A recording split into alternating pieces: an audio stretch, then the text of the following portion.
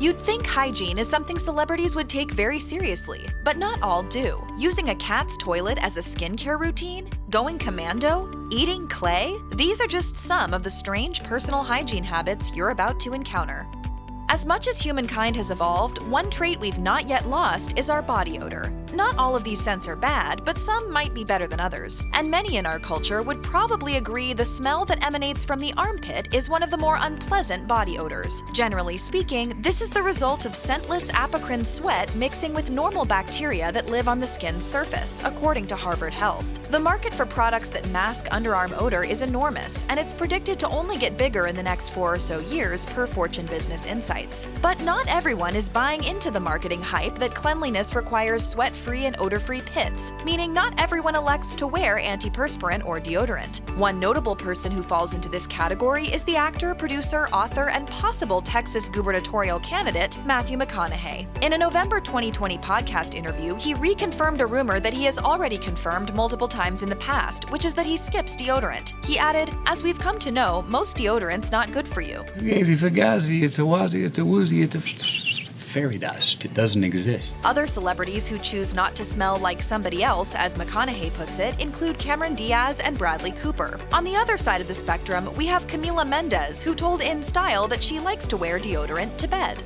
Not everyone can be as clean as Howie Mandel, nor would most of us want to be. Mandel has been quite open about sharing some of what his obsessive-compulsive disorder, aka OCD, has led him to do. This includes taking, quote, shower after shower in an attempt to avoid any sort of contamination, as he explained to Everyday Health. So we're thinking there has to be a happy medium somewhere between Howie Mandel and, say, actress Maria Bakalova. In order to get into character for her role of Borat's daughter Tutar in Borat's subsequent movie film, she deliberately cultivated some rather strong BO in the name of her art, or so she told Collider. When Bakalova did her screen tests for the role, including 2 with Sacha Baron Cohen himself, she was told unequivocally by the production team, "Don't be clean, don't prepare yourself to look pretty or to be glam, try to not take a shower." At the time, Bakalova was involved in shooting another film, so she couldn't exactly take that advice right away, at least not until the other production wrapped. In the meantime, Bakalova says she manufactured BO using a super gross mix of banana peels, old eggs, vinegar, old olive oil, and onions. Another actor who may have put his hygiene aside in the interest of getting into character is Shia LaBeouf. According to America magazine, LaBeouf reportedly refused to shower for weeks in order to imitate the, quote, deprivations of war for his role in the 2014 film Fury. LaBeouf has not denied such reports. In fact, Perez Hilton reported that some of his colleagues on that film actually complained so loudly about his personal hygiene that he ended up being asked to move to another lodging, away from the rest of the cast. Oh no. DIY types probably won't be surprised to learn that there are many uses for cat litter that do not involve lining the bottom of a cat's personal relief area. What might be a bit more surprising is that one of those uses, at least according to the reality television star Nicole Snooki Polizzi, is as a face mask. No, not the kind you might wear to prevent the spread of COVID-19, but rather the kind that is applied to skin in an attempt to cultivate a clean, smooth glow. As Snooki told Conan O'Brien on November 16, 2011, she likes using Google as a resource. In the course of one of her search engine-fueled wanderings, she read that cat litter makes an economic alternative to the more expensive exfoliating skin masks. You can purchase it at department stores or drugstores. According to litter boxes, which for all we know might be where Snooki got this idea, bentonite clay is a natural antibiotic and exfoliant. The thing about this is that bentonite clay is probably only the principal ingredient in some brands of kitty litter, and that begs the question, which kitty litter does Snooki use? And what exactly is in it? No word on that yet, but Snooki did assure O'Brien. I mean, I haven't broke out at all yet, so... In an essay for Into the Gloss, actress Shailene Woodley described some of her personal hygiene habits, including oil pulling and consuming clay. Oil pulling, which is aimed specifically at supporting dental hygiene, refers to swishing around either coconut oil or sesame oil in the mouth and then spitting it out. According to Woodley, it really makes your teeth whiter because the plaque on your teeth is not water-soluble, it's fat-soluble, so the lipids have to dissolve in fats, which is why oil works in your mouth. I prefer sesame oil, but they're both good. Clay eating, which Woodley insists is one of the healthiest things you can do for your body, involves eating clay for the purpose of cleansing one's teeth and innards. She clarified, in case anyone reading her essay was curious about her sources, "I first heard about the benefits of eating clay from a taxi driver." In fact, Woodley recommended opening up to the possibility of receiving valuable health and hygiene advice from taxi drivers in general. The one potential drawback she mentioned with regard to clay eating is that your excrement and urine may take on a metallic odor. Referring to where you get your clay, as opposed to where you get your information, Woodley added, "You should obviously be careful about your source." From our sources, including WebMD, it would appear that eating clay for personal hygiene isn't worth the health risks. Back in 2008, singer and talk show host Kelly Clarkson told reporters that she doesn't always wear underwear, per Page 6. She was quoted while asking rhetorically, "Why'd anyone want a little thing up their butt when they can go free?" Apparently, she went so far as to say that if you were to go back and rewatch the first season of American Idol, you'd be seeing Clarkson sans skivvies on every single episode. For fellow fans of going commando, this may not seem like anything but par for the course. In fact, according to Healthline, going underwear free could help prevent yeast infections and certain allergic reactions, among other things. That being said, Healthline does not advocate skipping underwear as a good personal hygiene habit, at least not without a few ground rules. One is, don't wear tight clothes when you go commando. This is because it could irritate your private parts. Another recommendation is to not even think about going commando if you don't plan on tossing whatever comes in contact with your crotch into the laundry immediately after. Needless to say, trying on new clothes, or costumes one might presume in Clarkson's case, is not hygienic without undergarments.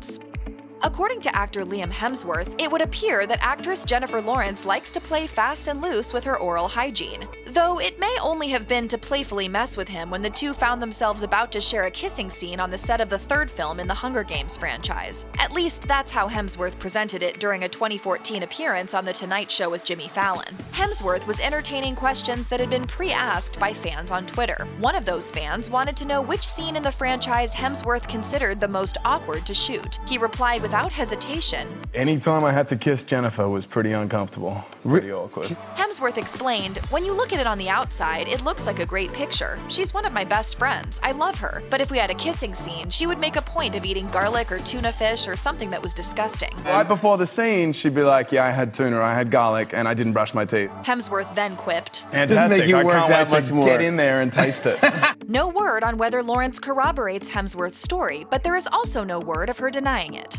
If a sporting event is a nail-biter, that means it leaves sports fans on the edge of their seats. But as legit as that may sound, and as much as we may speak of nail-biting as a common response to nerves, the fact is that chronic nail-biting is not good for you. Also known by its clinical name, onychophagia, it can damage the fingers, the teeth, and the psyche. Not only that, but it can introduce bacterial infections and other disease vectors into one's body, per the Cleveland Clinic. Moreover, a 2020 research paper published in the International Journal of Women's Dermatology suggests that chronic nail biting is associated, possibly as a causal matter, with subpar dental hygiene. In fact, it was noted teeth may become chipped or notched, and gums may become inflamed. It can be difficult to know who out there is a chronic nail biter, but one celebrity who has admitted to it, on repeat, is actress Paget Brewster. In 2015, Brewster tweeted a photo of her hand, which showed every nail bitten to the quick, along with the caption, "I'm trying so hard to grow my nails, but that third finger is a damn disaster." So admirable is Brewster's attempt to nip the biting habit in the bud that we can't help but root for her.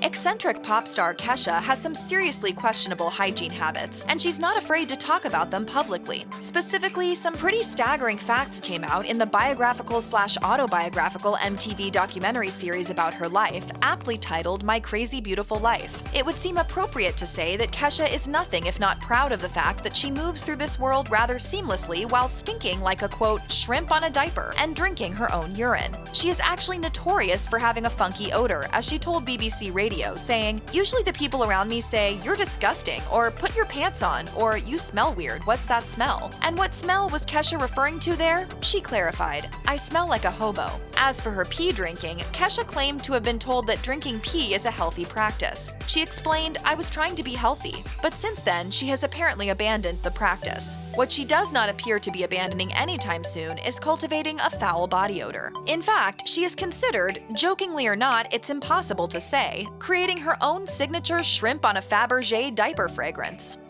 During a 2010 iHeartRadio broadcast, singer, actress, and television personality Jessica Simpson confessed that she was not in the habit of brushing her teeth twice a day, as is recommended by the American Dental Association. Actually, she confessed she didn't even brush her teeth once a day. Rather, as Simpson told New York Magazine, "I don't brush my teeth. No, really." Simpson added, clarifying, "I just use Listerine and sometimes I'll use my sweater." That very same year, and presumably just in case anyone hadn't been paying attention to her the first time, Simpson reiterated that she is not exactly a major dental health buff. This time it was on a 2010 episode of The Ellen DeGeneres Show, and Simpson appeared to ever so slightly walk back the notion that she never brushed her teeth. Rather, as she told DeGeneres, she brushes about 3 times a week. Apparently, however, this didn't have any effect on the whiteness of her teeth or the freshness of her breath, at least according to Simpson herself. The last we heard, which was in a 2016 update to a 2010 report from Fox News, Simpson still had not changed her story.